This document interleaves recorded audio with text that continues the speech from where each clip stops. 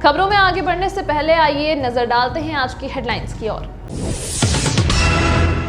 Hotel में चल रहा था जिस्म फरोशी का धंधा, पुलिस पहुंचते ही मच गई भगदड़, मैनेजर व 2 पार्टनर हुए गिरफ्तार।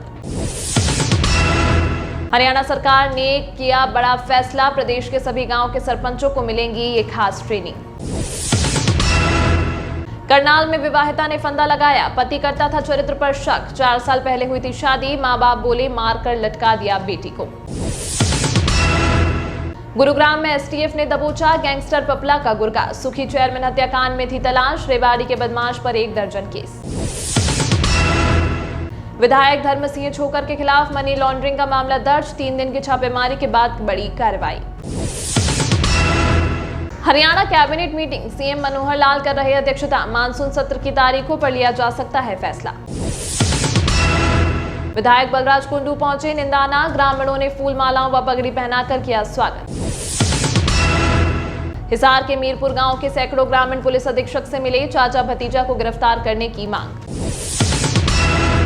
अंबाला में जजुपा भाजपा आमने सामने, जेजेपी के प्रदेश प्रवक्ता का एमएलए असीम गोयल को खुला चैलेंज, पुलिस लठ नहीं गोलियां लेकर आई। मणिपुर में महिलाओं के साथ दरिंदगी मामले में सुनवाई, केंद्र ने कहा हमने सुप्रीम कोर्ट की निगरानी में जांच से आपत्ति नहीं। पुलिस ने देवी भवन रोड पर आर्टिस्टिक होटल में छापेमारी कर देव व्यापार के मामले का भांडाफोड़ किया है। पुलिस ने मामले में मैनेजर, संचालक व पार्टनर पर केस दर्ज किया है। मामले में डीएसपी शंकर ने बताया कि उन्हें सूचना मिली कि पारिजात चौक के नजदीक देवी भवन रोड पर आर्टिस्टिक होटल व पार्टी हॉल का संचालक विजय, उसका पार्टनर विष्णु तथा मैनेजर गुरमीत होटल चलाते हैं। यह तीनों लोग बाहर से लड़कियां लाकर उनसे देह व्यापार करवाते हैं। पुलिस ने बताया कि होटल में देह व्यापार की सूचना मिलते ही वह अपनी टीम के साथ वहां पहुंच गए। टीम के एक मेंबर को एक बोगस ग्राहक बनाकर 1000 रुपए देकर होटल में भेजा गया। वहां बोगस ग्राहक ने काउंटर पर बैठे मैनेजर गुरमीत से बातचीत करके लड़की का प्रबंधन करने के लिए कहा। उसके बाद मैनेजर ने पैसे ले लिए और लड़की का प्रबंध करा दिया। इशारा पाकर पुलिस होटल के पास पहुंची तो एक लड़का पुलिस को देखकर होटल से भाग गया। पुलिस ने बताया कि होटल में अंदर जाकर देखा तो बोगस ग्राहक और एक औरत के साथ होटल में बने कैबिन में खड़ा मिला, जबकि दूसरे कैबिन में एक औरत किसी ग्राहक के साथ बैठी मिली। काउंटर पर बैठे मैनेजर को पुलिस ने पकड़कर उससे उसका नाम पूछा तो उसने अपना नाम पीरावली का गुरमीत बताया। गुरमीत ने भागने वाले का नाम विष्णु बताया तथा मैनेजर गुरमीत की तलाशी ली तो कुल 1200 रुपए मिले। पुलिस ने होटल संचालक के खिलाफ मामला दर्ज कर लिया है और आगे की कार्रवाई की जा रही है। हरियाणा राज्य सरकार अब सरपंचों के अधिकार भी बताएगी और उन्हें बतौर सरपंच ट्रेनिंग भी देगी। इसकी समय सीमा 15 अगस्त के बाद है, यानी 15 अगस्त के बाद प्रदेश भर के सभी सरपंचों को पंचायत विभाग की ओर से ट्रेनिंग दी जाएगी। राज्य में कई ऐसे सरपंच हैं जिन्हें पंचायत की जनता ने चुना है, लेकिन उन्हें अपने अधिकार नहीं पता और उन्हें सरपंच के बारे में कोई जानकारी नहीं है। आमतौर पर देखा जाता है कि गाँव में कभी कभी ऐसे मामलों में फैसले ले लिए जाते हैं जो कानून व्यवस्था यानी संविधान के बिल्कुल विपरीत होते हैं। ऐसे मामलों में पुलिस या प्रशासन को कार्रवाई करनी होती है। इसे देखते हुए हरियाणा सरकार ने सरपंचों को ट्रेनिंग देने के लिए एक बड़ा कदम उठाया है। करनाल जिले के औंगत गांव में विवाहिता ने फंदा लगाकर आत्महत्या कर ली है। ससुरालियों ने इसे खुदकुशी बताया, जबकि मायके वालों ने ससुरालियों पर हत्या का आरोप लगाया। आरोप है कि पति बेटी के चरित्र पर शक करता था। पिछले 4 साल में कई बार पंचायतें हुई, लेकिन उसके बाद भी उनकी बेटी को परेशान किया जाता था। अब भी ससुरालियों ने बेटी की मौत की जानकारी उन्हें नहीं दी। अस्पताल में एडमिट करवाने के बाद बताया कि उनकी बेटी ने फांसी लगा ली है। 2019 में हुई थी शादी। मृतका के भाई खुशीराम ने बताया कि उसकी बहन प्रियंका 27 वर्ष निवासी दादूपुर रोडान की शादी 4 वर्ष पहले यानी 2019 में औंगद निवासी दीपक के साथ हुई थी। गत 19 जुलाई को ससुरालियों द्वारा प्रियंका को अस्पताल में एडमिट करवाया गया, जिसकी मौत इलाज के दौरान रविवार देर रात को हो गई। पुलिस ने आज शव का पोस्टमार्टम करवाया। नरसिंह थाना में एसएचओ अजय सिंह ने बताया कि पुलिस ने विवाहिता के शव का पोस्टमार्टम करवा शव परिजनों के हवाले कर दिया है। पुलिस मामले की जांच कर रही है। मायके वालों के बयान के आधार पर आगामी कार्रवाई शुरू कर दी है। हरियाणा के गुरुग्राम में एसटीएफ टीम ने बहुचर्चित सुखबीर उर्फ सुखी चेयरमैन हत्याकांड में शामिल पपला गैंग के मुख्य सहयोगी व 10,000 रुपए के इनामी बदमाश राहुल उर्फ चूही को गिरफ्तार कर लिया है। वह गुरुग्राम के सिविल लाइन क्षेत्र में छिपा था। पुलिस अब रिमांड पर लेकर उससे पूछताछ करेगी। राहुल की गिरफ्तारी पर हरियाणा एडीजीपी क्राइम ने 10,000 रुपए का इनाम रखा था। बता दें कि सितंबर 2022 में पपला गैंग के बदमाशों ने सुखबीर उर्फ सुखी चेयरमैन को उस वक्त मौत के घाट उतार दिया था, जब वह गुरुग्राम के सदर बाजार के पास रेमंड के शोरूम में खरीदारी करने गए थे। इस हत्याकांड में अब तक 20 आरोपियों की गिरफ्तारी हो चुकी है। बता दें कि आरोपी राहुल उर्फ चूही रेवाड़ी के मॉडल टाउन का रहने वाला है। उस पर रेवाड़ी और उसके आसपास के लगते क्षेत्रों में तकरीबन 1 दर्जन मामले दर्ज है। वहीं एसटीएफ के मुताबिक आरोपी सुखबीर उर्फ सुखी की हत्या में शामिल था। इसके बाद से एसटीएफ को लगातार राहुल की तलाश थी।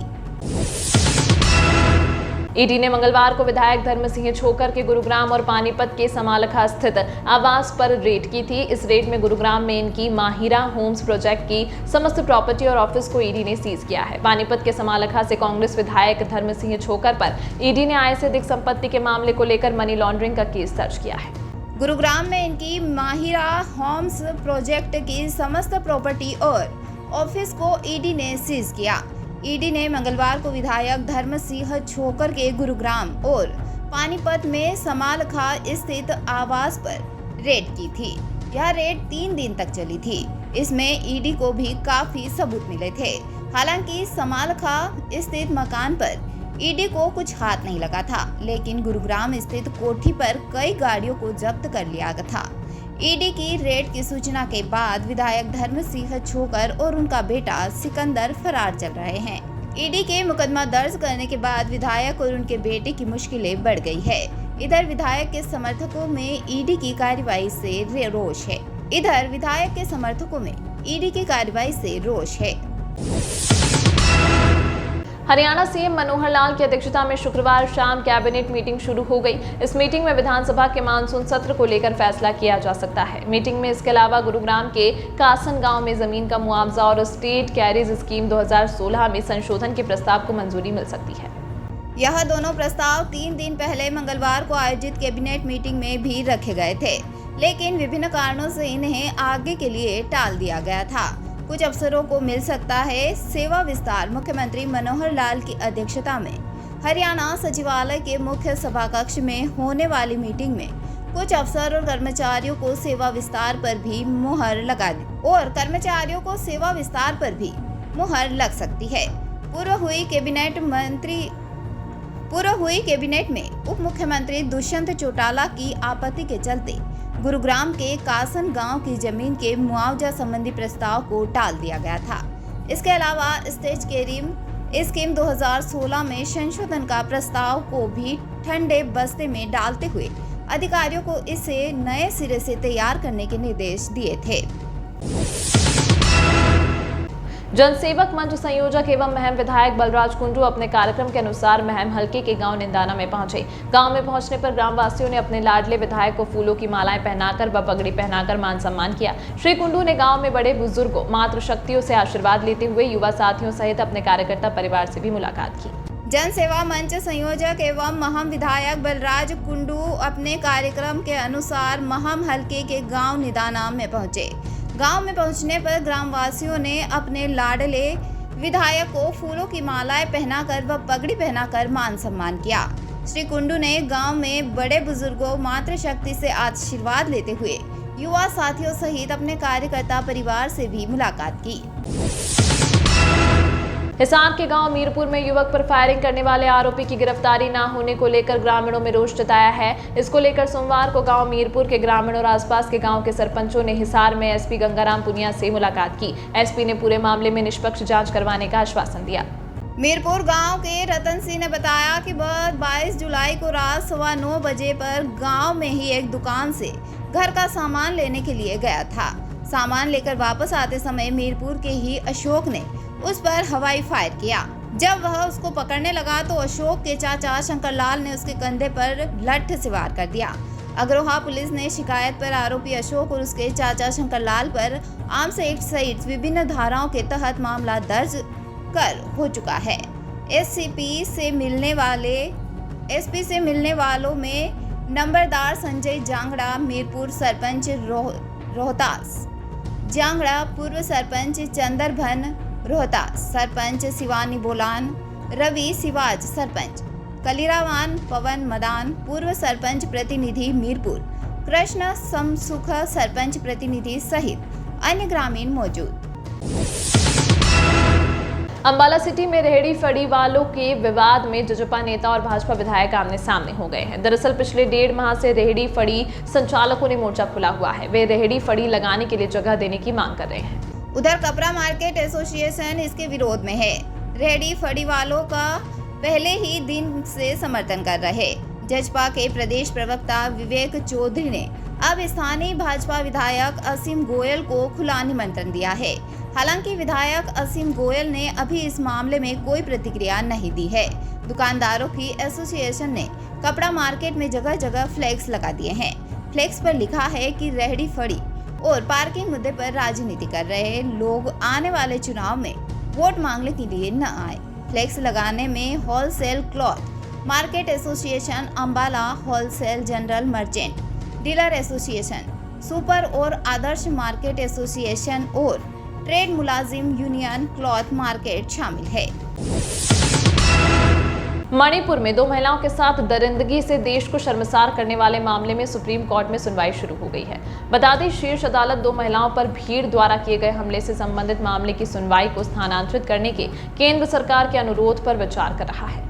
मणिपुर में महिलाओं के साथ हुई दरिंदगी को लेकर सुप्रीम कोर्ट में सुनवाई के दौरान पीड़ित महिलाओं की ओर से पेश वरिष्ठ वकील कपिल सिब्बल ने कहा कि वह मामले को असम स्थानांतरित करने के खिलाफ है। वहीं सरकार की ओर से पेश सोलिसिटर जनरल तुषार मेहता ने कहा कि केस को असम स्थानांतरित करने का हमने कभी अनुरोध नहीं किया। शीर्ष अदालत में सुनवाई के दौरान पीड़ित महिलाओं की ओर से पेश वरिष्ठ वकील कपिल सिब्बल ने कहा कि महिलाएं मामले की सीबीआई जांच और मामले को असम स्थानांतरित करने के खिलाफ है। सिब्बल ने आगे कहा कि पीड़ित महिलाओं में से एक के पिता और भाई की हत्या कर दी गई थी। उनके अभी तक शव नहीं मिले हैं। उन्होंने कहा कि 18 मई को 0 FIR दर्ज की गई। जब कोर्ट ने संज्ञान लिया तब कुछ हुआ, तो फिर हम क्या भरोसा रखें। उन्होंने कहा कि ऐसी कई घटनाएं होंगी, इसीलिए हम एक ऐसी एजेंसी चाहते हैं जो मामले की जांच करने के लिए स्वतंत्र हो। सुनवाई के दौरान CJI चंद्रचूड़ ने पूछा कि 3 मई को जब मणिपुर में हिंसा हुई थी उसके बाद ऐसी कितनी FIR दर्ज की गई है। इसी तरह की तमाम महत्वपूर्ण खबरों के लिए देखते रहिए बोलूंगा तो पोल खोलूंगा न्यूज चैनल।